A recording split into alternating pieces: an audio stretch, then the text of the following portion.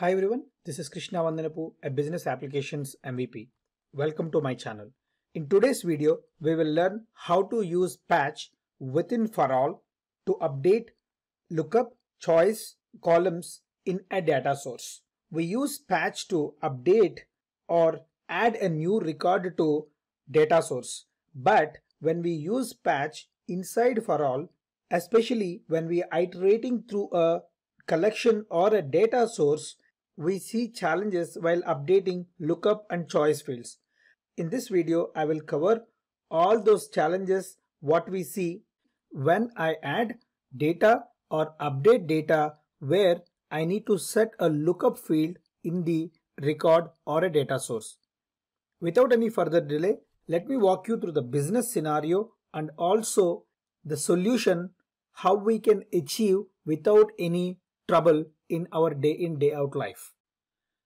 I logged on to Power Apps Maker Studio.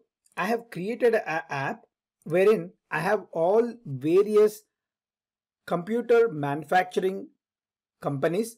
Users should be able to select any company and they will submit their purchase order.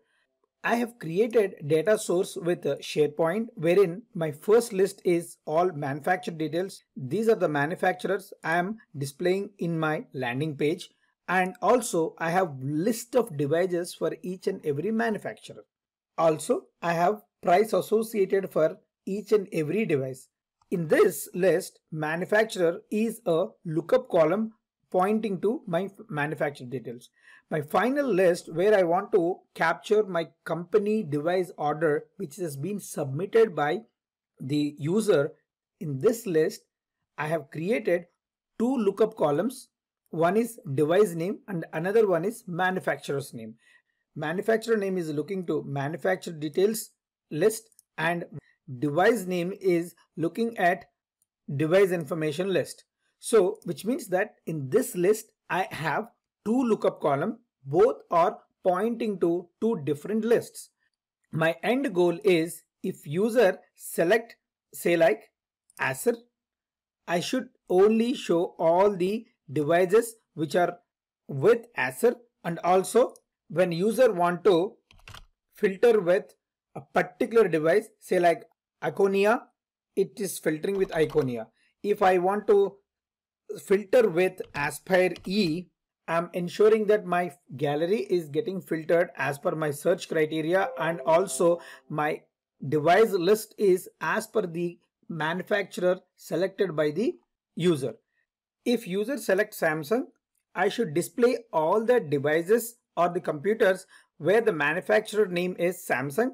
And the next step is if user select any particular device, that is automatically get add onto my cart and it will show the price and total price. If user want to rise the number of items, they can rise here, and immediately I'm calculating my total price and I'm also showing the total price of that particular purchase date order.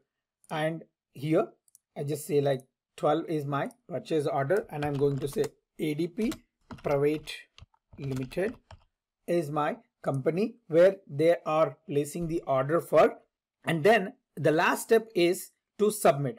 Before I go there, I wanted to show you another thing what I have done as a user friendly.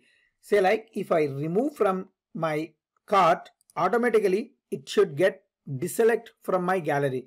Say like Series 7 Gamer, I don't want that. When I deselect from my cart, it should go off from my gallery also because I have not selected that. That functionality also I have implemented within just 5 minutes. Now if I select this and say like 15, I just get all the data. Now when I submit this, I wanted to store the data into my SharePoint list. Let us see how I am building this gallery or cart as and when I am selecting a computer or a device as part of my left hand gallery. How I am doing that is on check of this checkbox, I am building a collection with all the information I wanted to show or store into my SharePoint list at the end.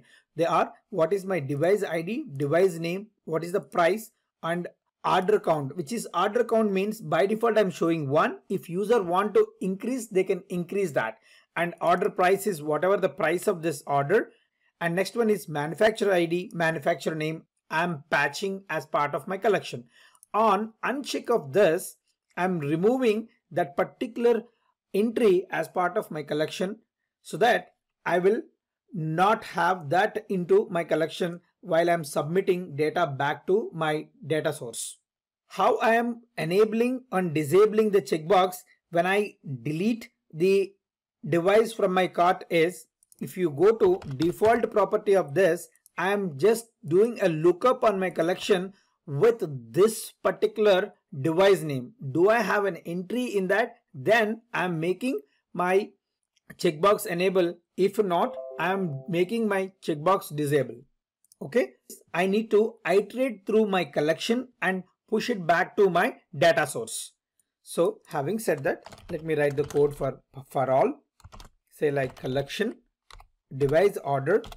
Now I need to patch my data back to SharePoint list, right? So I say patch.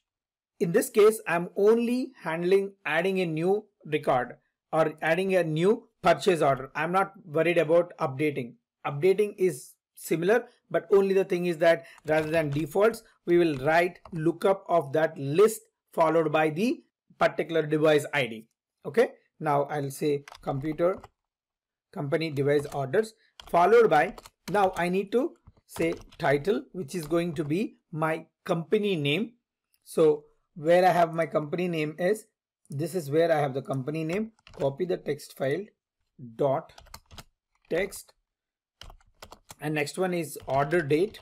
I know that order date is dt purchase dot selected date, and the next one is, this is where I need to update the lookup columns. I have two lookup columns. One is the device name and another one is manufacturer name.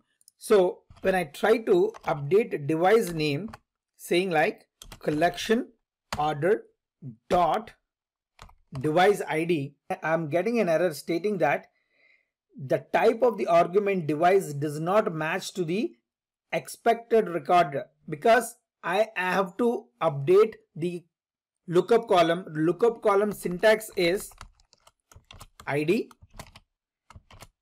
followed by the ID of the device, which is going to be collection, because we know that we are storing device ID number as part of my collection. If you highlight here and go to this collection, I have device ID here itself, and the device name also I have. So let us try to set the device ID as part of this, saying like device order dot device ID followed by value here collection device order dot device name. I just formatted the formula. So even after I provide the ID and value, which is not accepting my syntax, because I cannot provide my ID of that lookup value by pointing as collection.device ID, though I am iterating through. How I can get rid of that is, if I replace my formula as this, it automatically goes. And notice what I am doing here. I am referring to my device ID, saying that collection square braces @ device ID. So this is the syntax we have to follow when we want to patch a lookup column with collection data. I repeat, here we are using collection square braces ampersand device name, right? Similarly, we will write the formula for manufacturers as well. And the last piece is total price is what we need to update as part of this order, correct? Order price. So let us go ahead and submit the data. When I click on submit, the data got submitted. And when I go and see the data, there you go. I can see all my data with the lookup column. When I click on series 5, it opens a list item within device information, because this is a lookup pointing to device information list, but this one is pointing to manufacturer's list. So I'm able to update or submit my data back to data source without any exception when I use my collection with this syntax. I hope you understood how to update the data with for all, patch and lookup column and learn something new. This is my contact information. I'm highly available on Twitter and LinkedIn. If you have any questions, add it as part of comments. Subscribe to my YouTube channel for all future video notifications. Thank you. Have a nice day.